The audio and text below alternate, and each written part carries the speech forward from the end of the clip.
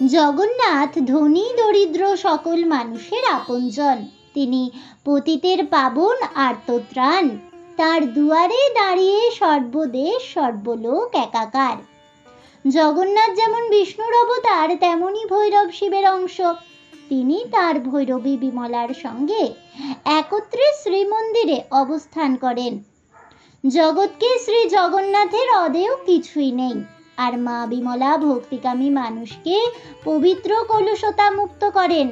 সাধককে যেমন ইষ্ট সম্পদ দেন, তেমনি সংসারী মানুষের বিষয় বাসনাও পূর্ণ করেন। শ্রীক্ষেত্রে নানা দেবদেবীর অবস্থানের মধ্যেও জগন্নাথের সঙ্গে বিমলার একত্র লীলাবিলাস আজও চিরজাগ্রত হয়ে রয়েছে। বন্ধুরা, জানেন কি পুরীর মন্দিরে শ্রী জগন্নাথের সঙ্গে বিমলা দেবী থাকেন কেন? কেন এই অদ্ভুত বৈপরীত্য? জানেন কি বৈষ্ণব ক্ষেত্রে তন্ত্রের দেবী বিমলা কেন স্থান পেলেন? শ্রী জগন্নাথ কেন মা বিমলার ভৈরব হলেন?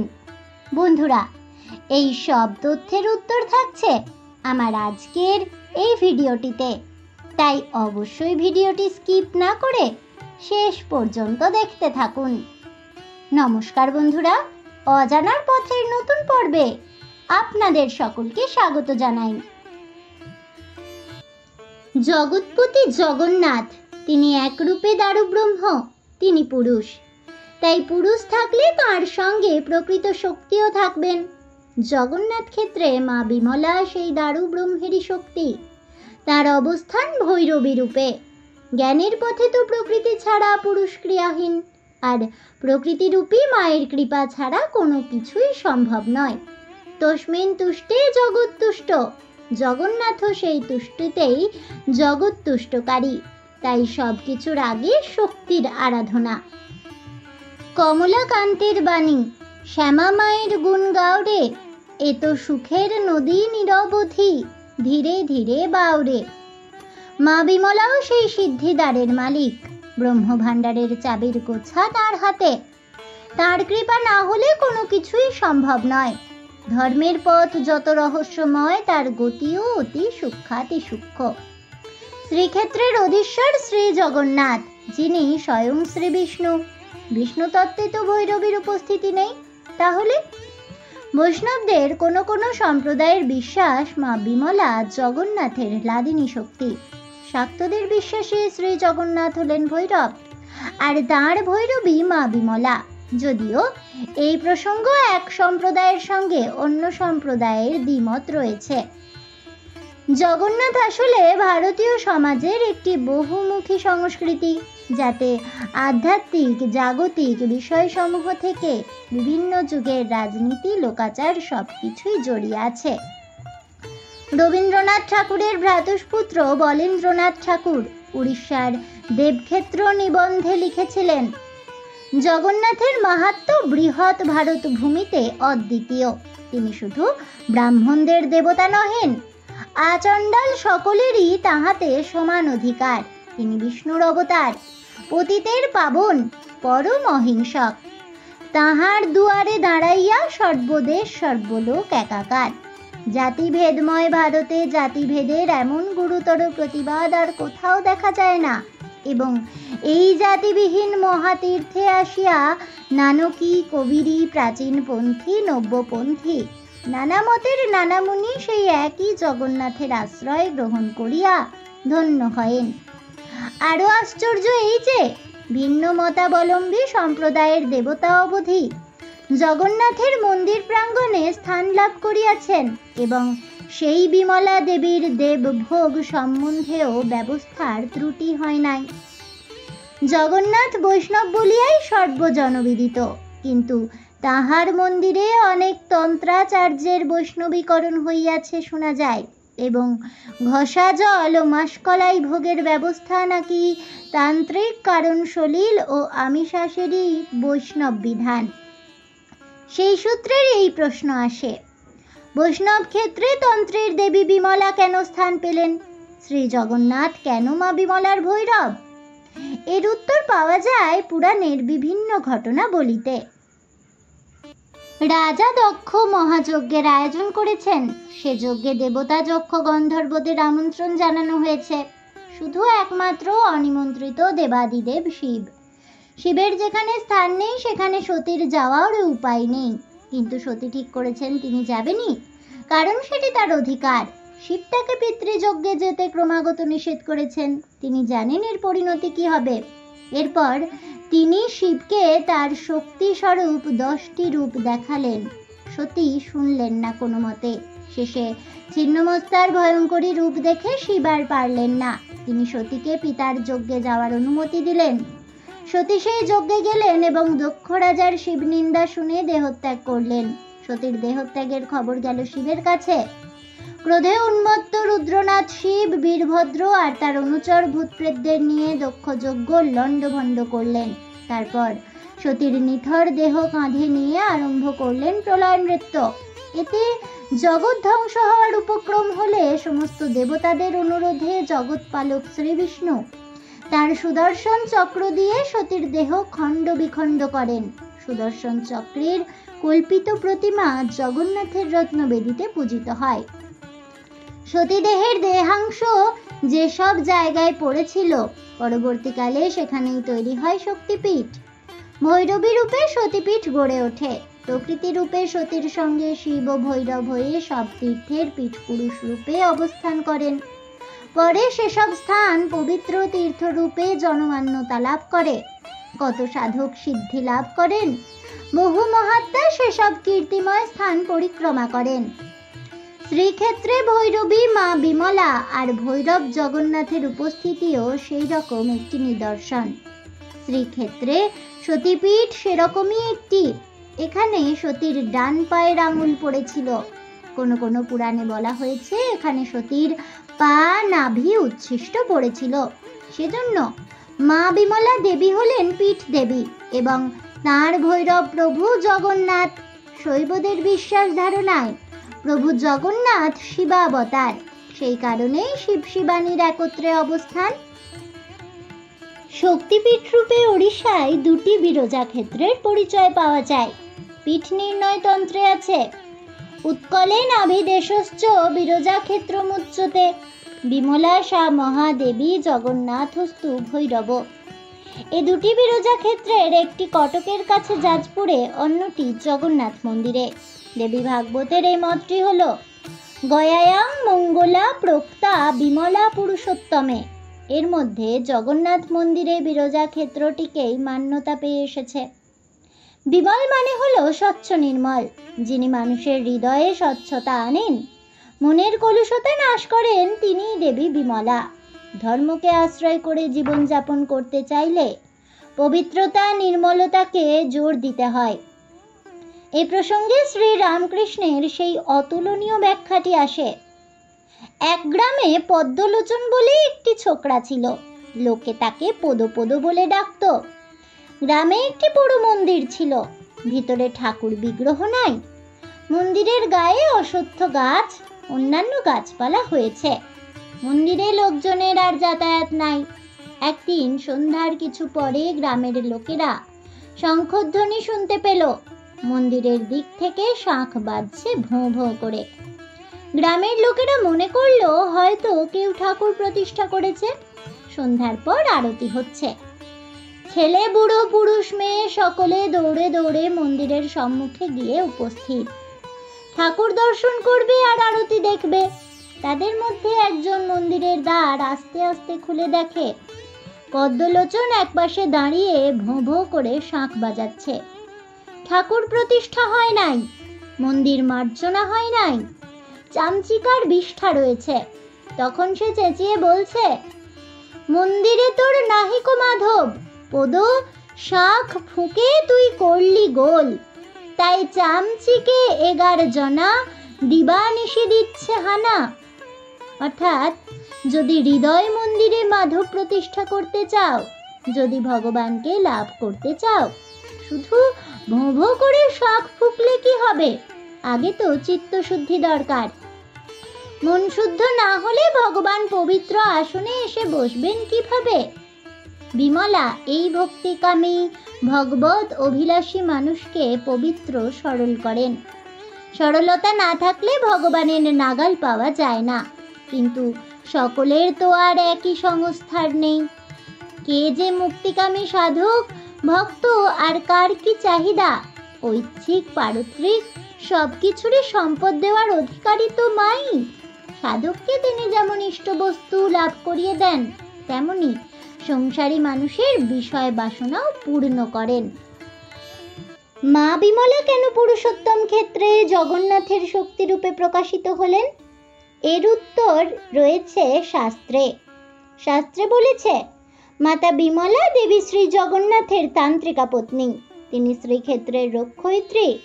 তাকে দর্শন আর তার পূজা না করলে শ্রীক্ষেত্রের তীর্থ পরিক্রমা সম্পূর্ণ হয় না। শাস্ত্রে মা বিমলাকে শক্তিরই নানা রূপে কল্পনা করা হয়েছে। এর মধ্যে উল্লেখযোগ্য শ্রী দুর্গা, ভুবনেশ্বরী, তারা, চণ্ডিকা, কাত্যায়নী। মা বিমলা হলেন প্রধান অষ্টশক্তির দ্বিতীয় শক্তি। অন্য শক্তিরা হলেন মঙ্গলা, সর্বমঙ্গলা, অর্ধশনী, অলম্বা, দক্ষিণা কালিকা, মরীচিকা ও হরচণ্ডী। শ্রী জগন্নাথ মন্দিরের সিংহদ্বারের সামনে দাঁড়ালে ওই যে সুউচ্চ চূড়োয় নীলচক্র উড়ন্ত ধ্বজা, এই চক্রকে দেখেই মহাপ্রভুর অন্যতম দুই পরিকর ভক্ত হরিদাস ও সনাতন গোস্বামী জগন্নাথ দর্শনের স্বাদ পূর্ণ করতেন। সিংহদ্বারের সামনে অরুণ স্তম্ভ, স্তম্ভের ওপর অরুণের মূর্তি। এ মূর্তিকে প্রণতি জানিয়ে সিংহদ্বার দিয়ে প্রবেশ করতে হয়। শ্রীমন্দিরকে ঘিরে রেখেছে দুটি বিশালাকার পাঁচিল। বাইরের পাঁচিলটির নাম মেঘনাদ আর ভেতরেরটি কুর্মবের। সিংহদ্বার দিয়ে ঢুকে মেঘনাদ পাঁচিল পেরোতে হয়। সামনে ওই দেখা যায় পতিত পাবন সুগ্রীব, গণেশ আর ফতে হনুমানকে। তারপর কাশী বিশ্বনাথ আর নৃসিংহদেবের অবস্থান। এরপর পেরোতে হবে 22 পাহাচ, অর্থাৎ 22টি সোপান। সামনে তখন শ্রীমন্দিরের চত্বর। চোখের সামনে ধরা দিয়েছে শ্রী জগন্নাথের বিশালাকার প্রাচীন মন্দির। এবার আরো কয়েকটি সিঁড়ি পেরিয়ে নাট মন্দির, তারপর জগমোহন, গরুর স্তম্ভ। এই স্তম্ভকে আলিঙ্গন করেই বাঙালির প্রেমের ঠাকুর শ্রী চৈতন্য প্রেমময় দৃষ্টিতে তার প্রাণবল্লভকে দর্শন করতেন। স্তম্ভের উপর ভক্তশ্রেষ্ঠ গরুর করজোড়ে প্রণতি জানাচ্ছেন, যার উদ্দেশ্যে সেই তিনি আছেন গর্ভমন্দিরে, যেটি আবার মণিকোঠা নামেও বিখ্যাত। মণিকোঠা আলো করে রত্নবেদিতে বসে আছেন সুদর্শন, বলদেব, সুভদ্রা এবং ভক্তবাঞ্ছা কল্পতরু জগন্নাথ। প্রাণ ভরে জগন্নাথ দর্শন করে বেরোতে হবে বাইরে। জগন্নাথের মন্দির চত্বরে অসংখ্য দেবদেবীদের বাস। শ্রীমন্দিরের দক্ষিণ পশ্চিম দিকে পবিত্র রোহিণী কুণ্ডের পাশেই মা বিমলার অবস্থান। আগাগোড়া বেলে পাথর আর ল্যাটেরাইটে নির্মিত তার মন্দিরটির 4টি অংশ: নাটমণ্ডপ, ভোগমণ্ডপ, জগমোহন আর গর্ভগৃহ। মন্দিরের দেওয়াল নানা চিত্র ভাস্কর্যে ভরে আছে। মাদালা পঞ্জিকা মতে দক্ষিণ কোশলের সোমবংশী রাজবংশের রাজা যযাতি কেশরী এই মন্দিরের প্রতিষ্ঠাতা। প্রত্নতাত্ত্বিক অনুসন্ধানের ফলে জানা গেছে বিমলা দেবীর মন্দির জগন্নাথ মন্দিরের চেয়েও প্রাচীন। বর্তমান জগন্নাথ মন্দিরটি খ্রিস্টীয় দ্বাদশ শতাব্দীর পরে তৈরি, অথচ বিমলা মন্দির তৈরি হয় খ্রিস্টীয় 9ম শতাব্দীতে। নাট মন্দির সুসজ্জিত দশমহাবিদ্যার চিত্রখোদিত। ভোগমণ্ডপে প্রবেশ করার আগে চোখে পড়বে পথের পাশে দাঁড়িয়ে থাকা বিমলার বাহন সিংহকে। হাতির ওপরে বীরদর্পে দণ্ডায়মান মনকড়িকে বশ করেছে বিবেক সিংহ। এই সিংহের রূপ মাধুর্যে মুগ্ধ হয়েছিলেন শিল্পগুরু অবনীন্দ্রনাথ ঠাকুর। তিনি এই মূর্তি নির্মাণের নেপথ্যে স্থানীয় লোকপ্রবাদের একটি কাহিনী লিখেছিলেন ভারতী পত্রিকায়। সেটি হলো, উড়িষ্যার কোনো মহাপাত্র রাজা বেশে দেবীর শার্দুল নির্মাণ করতে নিযুক্ত হইয়াছিলেন। সত্যকার সিংহের নকল রাজার মনোমত হইল না, শিল্পশাস্ত্রোক্ত হইল না। তালমান মানিয়া চলিয়াও শিল্পীকৃত কার্য হইতে পারিলেন না। শেষে নিজ কন্যা কর্তৃক দেবীর শার্দুলের ছায়ামূর্তি দৃষ্টে অঙ্কিত ঘণ্টা, চামর ও মুকুট মণিহার শোভিত দেওয়ালের গায়ে আলপনা দাগা সিংহমূর্তি আদর্শ করিয়া এই অপূর্ব প্রস্তর শার্দুল নির্মাণ করিয়াছিলেন। এরপরেই অবনীন্দ্রনাথের মন্তব্য: শিশুর মধ্যে নির্ভয় কল্পনার যে স্বাধীনতা আছে, পাকা হাতের অভ্রান্ত টান এসে যখন তাহার সঙ্গে যোগ দেয়, তখন মনোমত মূর্তিটি শিল্পীর কাছ থেকে আমরা লাভ করি। স্থানীয় একটি প্রবাদে আছে, সেই কন্যাটি আর কেউ নয়, স্বয়ং মা বিমলাই বালিকার রূপ ধরে শিল্পীর কাছে এসে খড়ি দিয়ে তাঁর বাহন সিংহের যথার্থ রূপটি মন্দিরের গায়ে এঁকে দিয়েছিলেন। ভোগমণ্ডপে দুটি কুলুঙ্গিতে বসে আছেন গণেশ ও কার্তিক। এবার গর্ভগৃহ। সেখানে বিমলা দেবী অবস্থান করছেন পূর্বাশ্ব হয়ে। দেবী চতুর্ভুজা, তার ডান দিকের ওপরের হাতে অমৃত কলস আর নিচের হাতে অক্ষমালা, তার বাঁ দিকের নিচের হাতে অভয় মুদ্রা আর ওপরের হাতে নাগকন্যা। মায়ের দুপাশে দুই ছায়া সঙ্গিনী জয়া আর বিজয়া।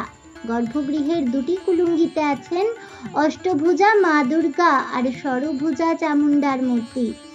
কিন্তু জানেন মায়ের হাতে অক্ষমালা থাকে কেন? মাঝে 50টি বর্ণমালাকে ধারণ করে আছেন। হাতের অভয় মুদ্রাকে, জীবকে তিনি অভয় দান করছেন, বিপদ থেকে তারণ করছেন। তার হাতে নাগকন্যা হলো যোগের প্রতীক। কুলকুণ্ডলিনীর জাগরণ আর সাধকের সিদ্ধি মায়ের হাতের মুঠোয়। ডান হাতে অমৃত কলস ধারণ করে মা দিচ্ছেন অমৃতত্বের খোঁজ। এই অমৃত হলো জ্ঞান ভক্তি। ভক্তের বিশ্বাস মা বিমলা সর্বসিদ্ধি দায়িনী। একমতে বলে প্রভু জগন্নাথকে দর্শনের আগে বিমলা মাকে দর্শন করতে হয়।